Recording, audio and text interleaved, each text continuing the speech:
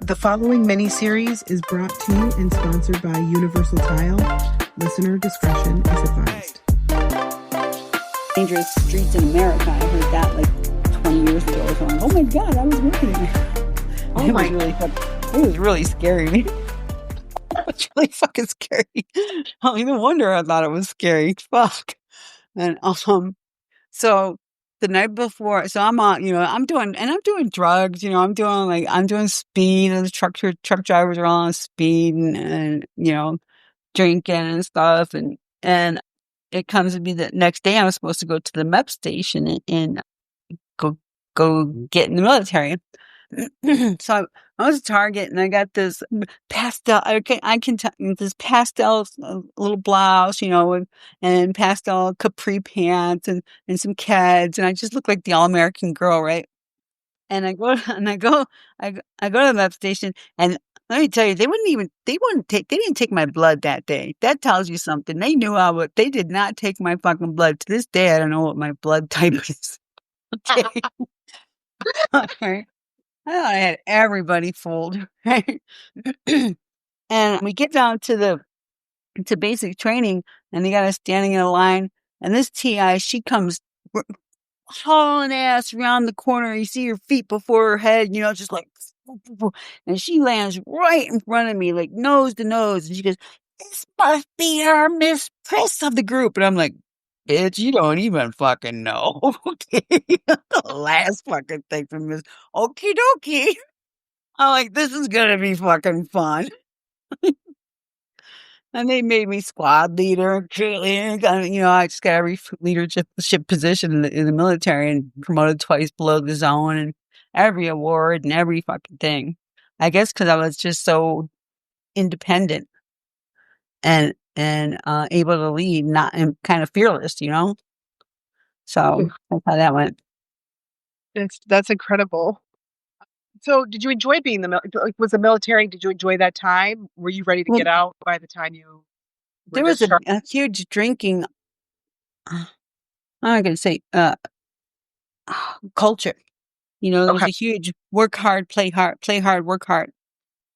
And I immediately, on like my first day at Guard Mountain, Philippines, me and this other slick sleep, we had no sleep, we had no rank, no stripes, nothing. And they asked us, "We're looking for volunteers to be instructors out at 600." And I had no idea what it was. And I knew you're not supposed to volunteer for anything. First thing I do, I volunteered. And that made me an instructor. So I got like the best, like the most, besides linguistics, one of the most difficult on-the-job training, technical instructor training that you could get in the Air Force. So it was like one of the most difficult courses to do. And then what I did was take 44 men out in the field and teach them how to defend a runway under like wartime conditions. It's fucking crazy. No, it's fine. Those 40 men out. Yeah. I had to be an expert on all these weapons, like 81 Mike 50 cal, 60 M60, M16, M203 grenade launcher, 81 millimeter, 9 mil 38 AK. Love it. Yes. You are such a badass. Yeah, you really are. So we got really cool training. Like we jumped off buildings, we jumped out of helicopters, we did defensive driving techniques from the diplomatic security service. So we're doing like J turns, just the craziest, funnest shit you could do. It was really good. But here also at the same time, because that was so macho, first and only female ever doing it. The guys had to make it okay for me to be there. So they all had to get a piece of me. And that made me Sal, and that made it okay for me to be in their environment. And that's how that went. Okay. So what? Yeah. So and that happened. That's the way it is. So when you say like they all had to get a piece of you, yeah, we're talking like. And I thought it was my fault the whole time. I thought, because I was drinking, I got drunk, then, I had sex with my superiors. It was fraternization. It wasn't until many, many, many years later, after counseling and therapy and blah, blah, blah. So I was like, no, man, it was fraternization. They shouldn't have touched you. It wasn't your fault.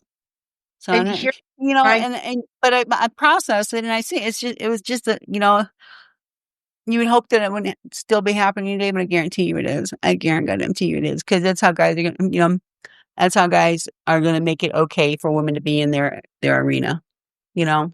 Otherwise you're going to be ostracized and you're going to be, they're just going to hate you and make your life hell. And it's a man's world. the man's world. Wow. If you could do it over again, would you go back in the military? Yeah. Yeah. You would. Yeah. Would you Why not? though? Yeah. Cause you know what?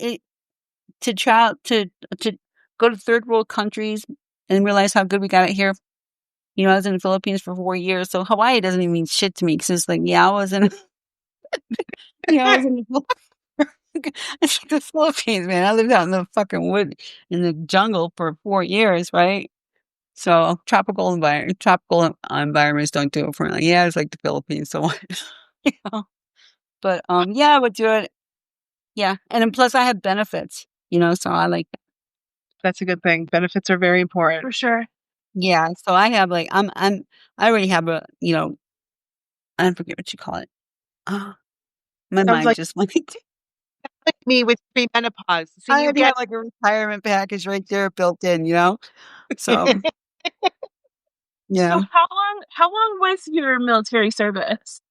it was 5 years. I did an extra year for the convenience of the government because rather than drop you off like in just San Francisco or San Diego or the others, New York City or whatever, with having anyone stateside, I didn't have anyone stateside. I could do an extra year for the convenience of the government and then be stationed stateside for a year and get my feet on the ground.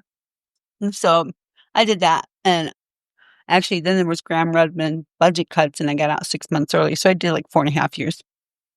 Wow. Thank you for your service. Thank you. You're Seriously. welcome. You're Wow. welcome. I was Completely. in during the Marcos Revolution, and unfortunately, that doesn't fall under any. Like, I don't get VFW. I don't get like wartime benefits or anything like that. Even though it was a revolution, and I'll tell you what, we were like, man, all those classes I taught all these guys about these weapons, like M203 grenade launcher. When shit hit the fan, and Marcos came onto the base that night, and they were extracting him, and he was going to Hawaii. They called us. They called us all to guard mount. I think it'd be like 100 of us, maybe 120 of us. And they're like, okay, so Marco's coming on the base. You're gonna say this and promise that you won't kill him. And number two, here, you need this grenade launcher. The arrow points to the front. Make sure the arrow's pointing to the front. There you go. Oh, No, And they gave everyone one. no, you would have killed. No, yeah. It would have been It would over. have definitely been after the military. It would have been over. Yeah. Wow. Wow. That's insane. So no, go. Oh no. No. I have so many questions. And I know. I'm like, oh and I my just God.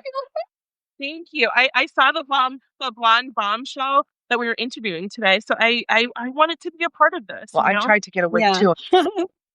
You look amazing. You're such a queen. Thank you. So, transitioning from the military, okay, to the start of Air Force 80. Can you tell us a little bit about that? Okay, so Air Force 80 didn't come about until 10 years after the military. At first, I went down to, so the military wouldn't cross-train me, and this is what they're supposed to do. After 4 years, you can request to be cross-trained, and that means get out of the field that you're in and ask for a different field to be trained in. And they wouldn't cross-train me. They said I was too highly trained and blah, blah, blah. But it's like, you can't fucking do that. But apparently, they can do whatever they want, right? Right. I think all these kids coming home from Desert Storm. Now, yeah, you're separated. No, you're not. You're coming back. Just they do whatever they want. Right. You just become you become their, you belong to them.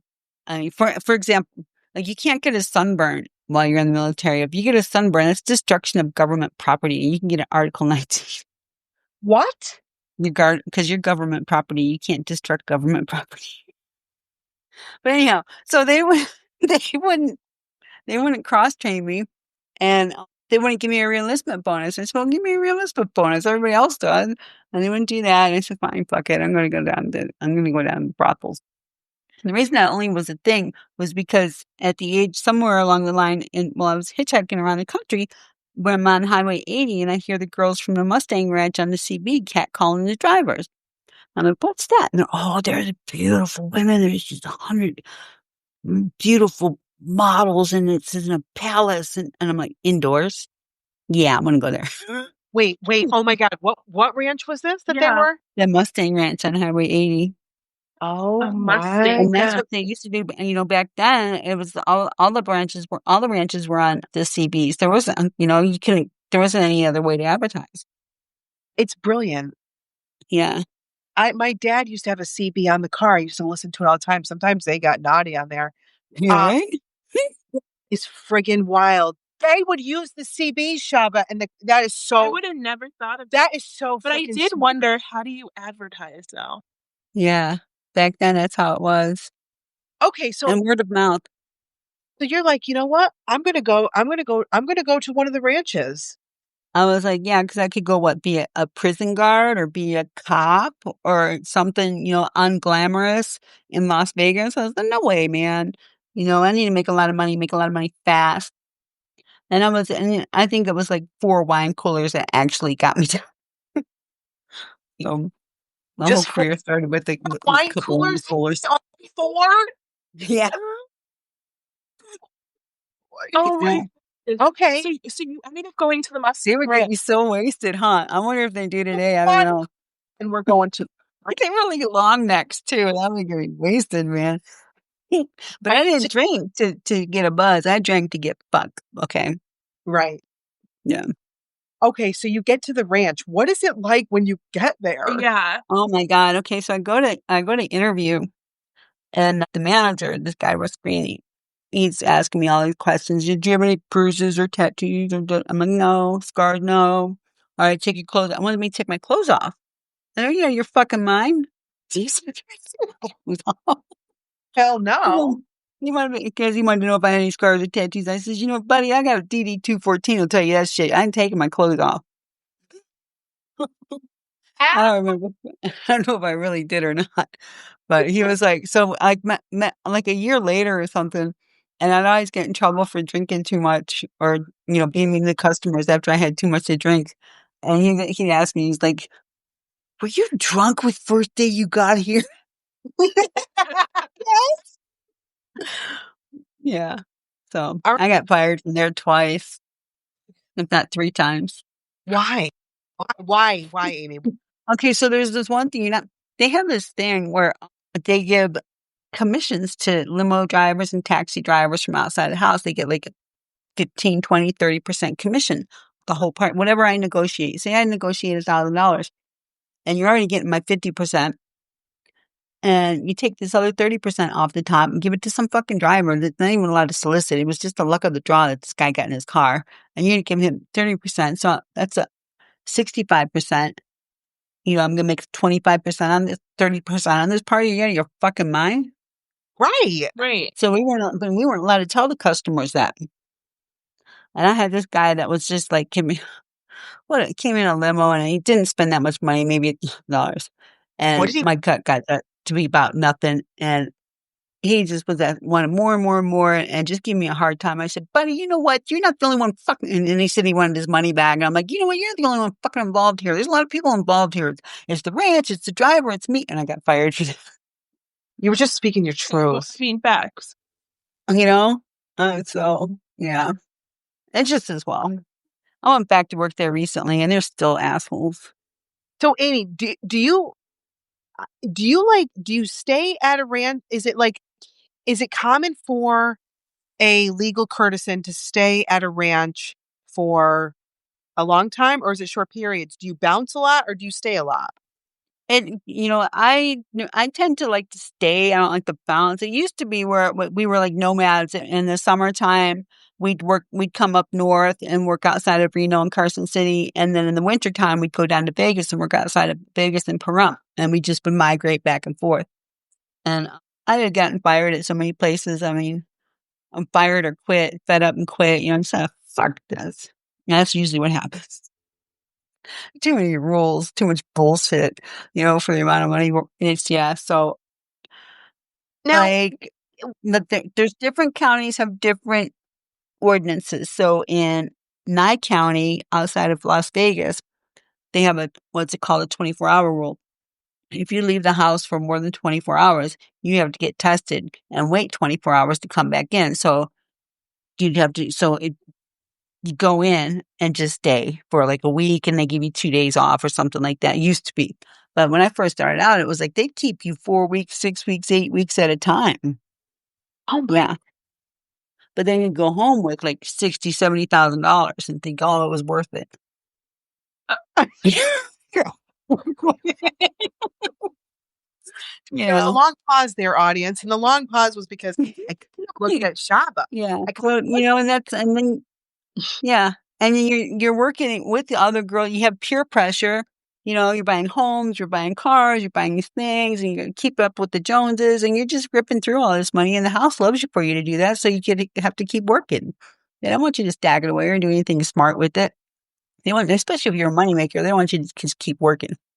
So when you're at, is there a lot of, based on our conversation so far, I think I already know the answer, but is there a lot of drug abuse going on? Like, in order to do this lifestyle, is it necessary to have drugs? Is it necessary to have alcohol?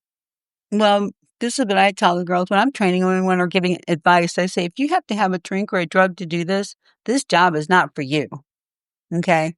I mean, if you're going to add it to your party, you're going to get the guy drunk, you're going to party with the guy, it's one thing. But, and I see so many girls have to do it. They go to book a party and bam, hit that bar. They got to have a drink to do it. If you got to have a drink to do it, you shouldn't be doing it. Right. And if I were to run the brothels, I'd drug test them. Because I'd say, and I'll get backlash for this, but 99% have some type of addiction. Nobody goes to these doors because everything's in their life is amazing, okay? They end up at a brothel because they don't have the self-esteem and shit's gone down and they need to fix something fast. So they either have a drug, alcohol, pill, shopping, something, their credit shot, or their baby daddy left, something. They have an emergency and they need a quick fix. So something's wrong in their life to begin with. Something's wrong for you to show up there. You don't just show up there. Oh yeah, I have my master's degree, my doctorate, or I'm working on my college. Bullshit. I've seen like one girl in my entire career that really was working on her degree. Maybe 2 in 35 years that were really working on a degree. Right. Okay. Right. So it's and in your case, was it you wanted to make a lot of money? I went, well, that, and like I said, I had those 4 wine coolers and I could drink on the job. Most of the time I get cut off, but yeah. And, and it just, I must not have I didn't have the self-esteem to think I could do anything else and make that kind of money. I just got sucked in, man. I stayed sucked in. Right. Is this one of those industries where it's like, once you're in the industry, you're in it? Is it hard to get out once you get in? It is. If you're like honest, like me, like a lot of girls, they would, find a sugar daddy, a couple sugar daddies. And it was like really, really, the brothels was everything they possibly can to keep you from stealing. But it's like trying to keep drugs out of jail. It's not going to happen. But they lay down so many rules, so many ridiculous. They just take away all your civil rights, every right you have, because they can, and to keep you from stealing. So I was scared to death, and I never stole from the ranch. I never stole customers. I never stole sugar daddies. Never got gifts. But other girls that could do that and did that, they were able to get out a lot faster. I never stole. Wow. I never even got gifts. These girls walk around their Chanels and stuff. I never got any gifts. You never got any gifts? No. And they make you split the gift with the house anyhow.